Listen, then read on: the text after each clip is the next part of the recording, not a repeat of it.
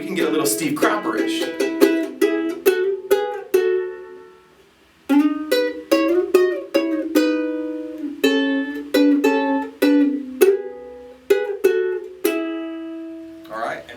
Hey, what's up, 10 Thumbers? This is Tyler for 10thumbspro.com, and today I'm going to teach you how to play the ukulele a little more like Steve Cropper, sound a little more like Stax, maybe a little more like the acoustic solos in Is Stone Me by Van Morrison, maybe a little more like Creedence Clearwater Revival, a little John Fogerty in there. These are great intervals to have to use in solos and as rhythms. You're the second ukulele player. You don't want to be playing the exact same thing as your friend because that's lame. If you are doing that, I apologize. Maybe it's not lame, but it could be spicier. So we're going to look at how to layer these 6 over chords so the second ukulele can play better rhythm, okay? You can also use them playing by yourself to create fills. If you want, you can get a PDF with this lesson, every single lesson. It starts at just $1 creation, caps the lowest dollar a month. You can always give more if you want. Links below. Skype lessons one-on-one if you're interested. But if you came just because you love Steve Cropper, that's cool. I dig it and I respect it because I love him too. Grab that ukulele brain attention span, follow me on in, and let's break this lesson down right now.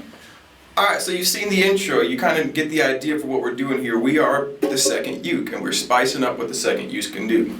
So we're going to be looking at something called 6. They sound like this. I'm going to be playing through an E progression. It's going to go E, B, A, E. But instead of playing it like that, I'm going to play it like this.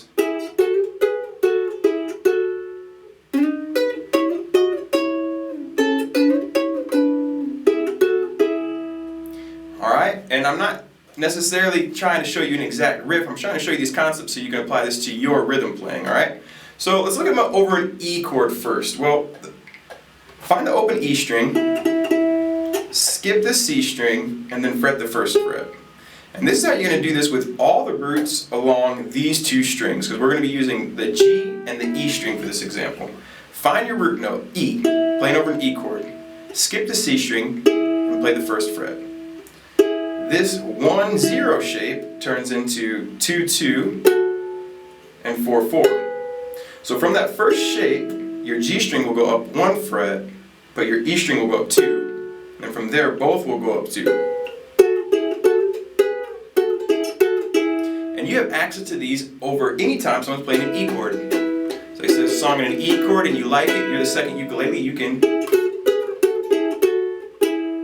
Alright? And then the song goes to B, where we can also use our C string and our A string to create these ideas as well. Same thing, it's a B chord, so we're going to find our root. A string, B flat, B. So our 2nd fret of the A string is a B note.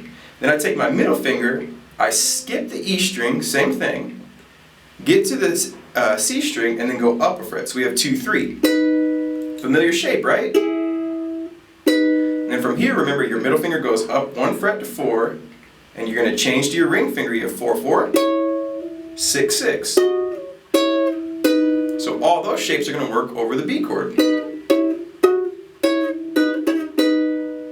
Okay? If you make a B bar chord, you can see that that first shape is already inside that bar chord, which is good to remember. Let's say you're making a D chord. You see,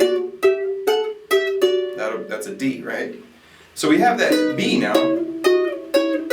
Well, how are we going to do the A? So I want you to think about this. With the E, we found the E note. With the B, we found the B note. So with the A, logically, we're going to find the A note. Open A string.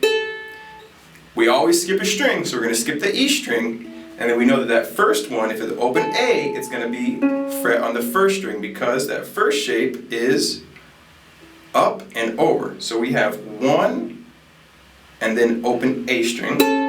From here, where do you think we go? Well, the middle finger slides up 1 fret, just like in the other 2 examples, and our ring finger will be the 2nd fret. Alright? So now if we take our E, B, A progression, and then E, we can get a little Steve Cropper-ish.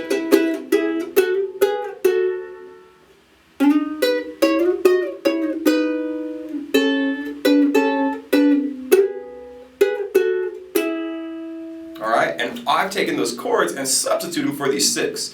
So this will sound great if you want to make a little fill and you're jamming a song. Let's say you're doing a song and it goes C, D, G, G. But the lyric maybe plays the G twice as long, and the second time through doesn't really say anything, like da da da da da da da, and just kind of holds on that G. Well, that's a good candidate for a fill. So we're going to do something like, well, first we need to find our G string. Now we could do it on the A, but that's going to be way up here on the 12th fret. So let's find it on the E string. E, F, F sharp, G. We remember our rule. We skip the C string and go up a fret. So we have 3 and 4 for our first shape. 5 and 5. Middle finger up a fret. Switch from the pointer to the ring. And then 7, 7. So now in this tune, I can go something like...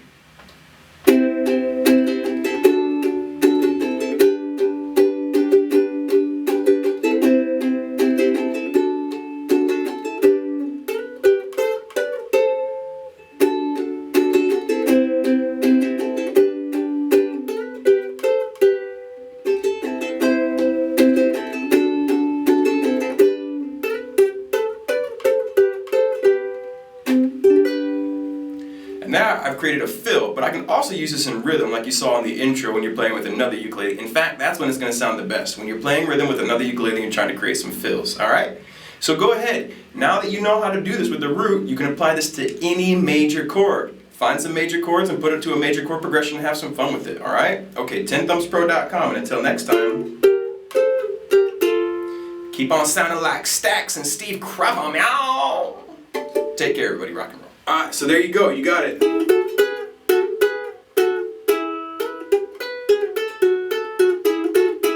In the lesson you saw me squeezing them all at the same time, but you can... That also works as well and sounds great, okay? Alright, remember, think about becoming a Patreon, new ukulele every Wednesday, Saturday, subscribe and learn, Skype Lessons 101 if you're interested, and life is good. Keep on playing that ukulele, everybody. Rock and roll.